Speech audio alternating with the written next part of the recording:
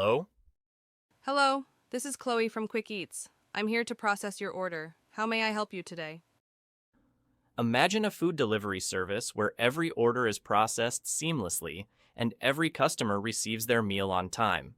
At Quick Eats, our AI order processing agent Chloe is revolutionizing order management, reducing delays, and enhancing dining experiences in real time. With Awaz.ai, we can build an AI order processing agent that manages food orders, tracks delivery statuses, and provides real-time updates for your food delivery service. Now, let's dive in and build an AI order processing agent for Quick Eats, where cutting-edge tech meets exceptional food delivery.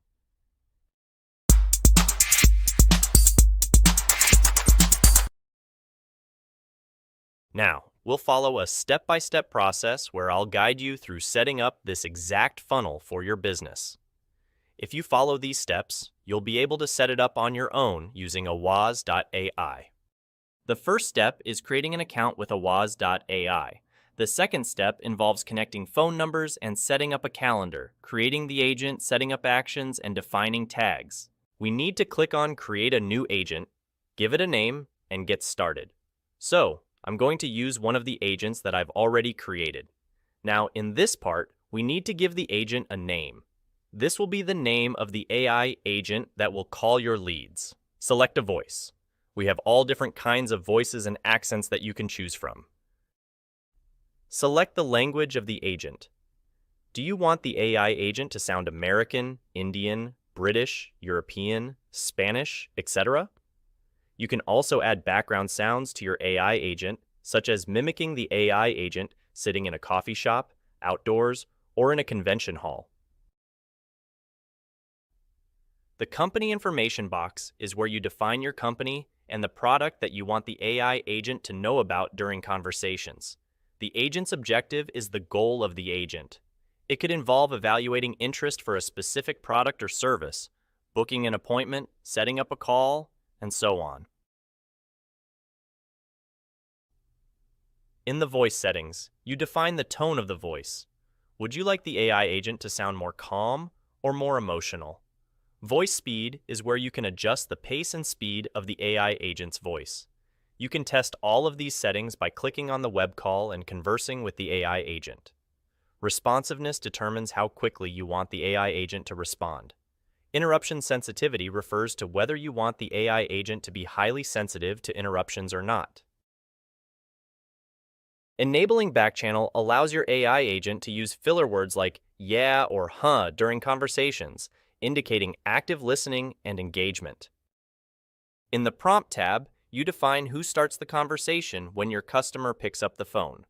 Would you like the AI agent to initiate the conversation, or would you prefer the customer to start the conversation with the AI agent waiting for them to begin? In the Custom Greeting section, you define the opening sentence the AI agent will use at the beginning of the call. You can utilize variables such as the contact's name, first name, phone number, or email. An ideal scenario might be, "Hey Mike, it's Chloe from Dubai Estates. How's your day going so far?" In the Agent Prompt section, you provide detailed instructions to your agent regarding the desired conversational style, personality, and whether the AI agent should follow a script. You can input the script directly here.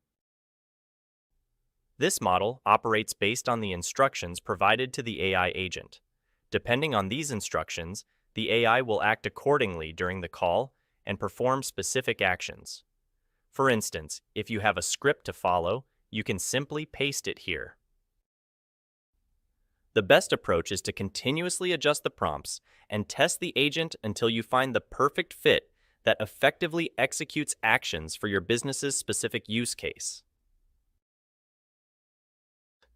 In the Actions section, you define custom actions you want the AI agent to take during or after the call. For example, if you want the AI agent to send an SMS immediately after the call, click on this action and specify the content of the SMS you want the AI agent to send. You can also enable Speak During Execution, which means the AI will inform the customer that an SMS will be sent right away. Here, I will connect my phone number. I can either buy a phone number or connect my existing phone number by entering it and validating the one-time password. Next, I connect my WhatsApp by clicking on Add WhatsApp and scanning the QR code through my WhatsApp mobile app. This links my WhatsApp account to the platform. After setting up my phone and WhatsApp, the next step is to go to Calendars. Here, I create a new calendar and set all the time slots when I'm available to take calls with customers. This defines the time frame within which the agent will book appointments and meetings for you. For example, you can set your availability from Monday to Friday, 12 p.m. to 6 p.m. You can specify all kinds of availabilities here. This is how you set up a calendar. We will cover how to connect to any external app using Zapier or webhooks. There are two ways to connect to an external app. The first way is to send specific contact information to an external application, which can then take actions for that specific contact or lead. The second way is to push out contact information to a WAS, allowing the agent to call that specific lead. Now, in the first use case, we'll look at how we can trigger an automation or an action when an AI agent speaks to a specific lead or has a conversation. We will also explore how to automate specific actions and tasks based on the nature of that conversation. So, let's get started. In this case, we have an agent named Adrian that I have already configured. In Zapier, we will need to create a new Zap, which is quite straightforward. First, go to Zapier, click on Create Zaps, and select the trigger app. The first trigger should be a WAS AI. Once you've selected a WAS AI as the trigger, you need to select the event. We need to connect a WAS with Zapier. To do this, go back to a WAS settings, select integrations, and find your API key. Copy this API key and use it to connect your Zapier account with a WAS. Now, we need to test if Adrian is actually sending the information to Zapier. To do this, make a test call. After the test call, click on Find New Records in Zapier, and you should be able to find all the contact information right there. You'll see the email, phone number, name, and other details. So, click on Continue with selected record. Now, let's say you want to send an email. You can use Gmail, connect to MailChimp, SendGrid, or any other email software to push that contact into the specific software. For this demo purpose, we're going to select Email by Zapier. This means we're going to send an email automatically through Zapier itself. The event will be Send Outbound Email. Click on Continue. The to address will be the email address you want to send an email to. The subject can be defined manually, for instance, Demo a WAS. The body will be the content of the email. You can also add an attachment, specify the from name, in this case Adrian our agent, and a reply address, in case the customer replies to our email. Click on Continue, and now you can test it. So I've got all my data here. We're going to test the step. The test was successful, and the outbound email was sent out. Now I can publish it. Once published, anytime Adrian is speaking to a customer through a campaign, and the customer says, "Send me an email," Zapier will automatically trigger and send an email to the customer. Let's go ahead and check if the email was received. There you go. The email has been successfully sent. We can also push contact information into a WAS and have the AI agent call that contact, or simply create or save a contact within a WAS's contact list. To set this up, we'll create a new Zap. Let's go back to Zapier and click on Create New Zap.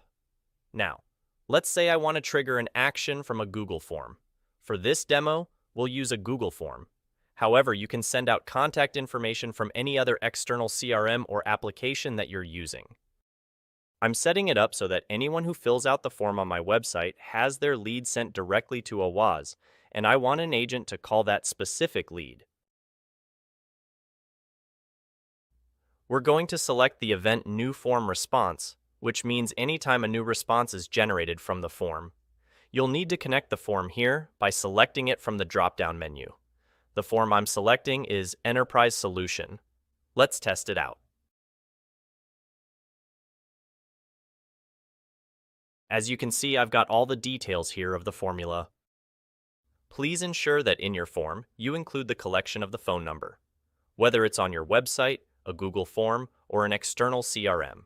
This is essential for the AI agent to call that specific lead and make sure the phone number includes the country code. Next, click on Continue with the selected records. Anytime a lead is pushed through, I would like a WAS to call this lead. So, I'm going to select a WAS. In the event type, we will be selecting Make a Call. You can also choose to update the contact. In this case, a new contact will be created and added to our list, which is the unsigned list, the default list where all your contacts are added. However, for this use case, we want Adrian to call that specific lead. So, we're going to go back to the integration and select Make a Call. Click Continue, and connect your AWAS account here. The agent ID will be the agent's name, which in our case is Adrian. The From number will be the number you want to call from. You can find and connect all the numbers in the Settings area under Integrations and Phone. Select one of the numbers you want to use to call. For the contact name, use the name collected in the form. In our form, the contact name is Mike.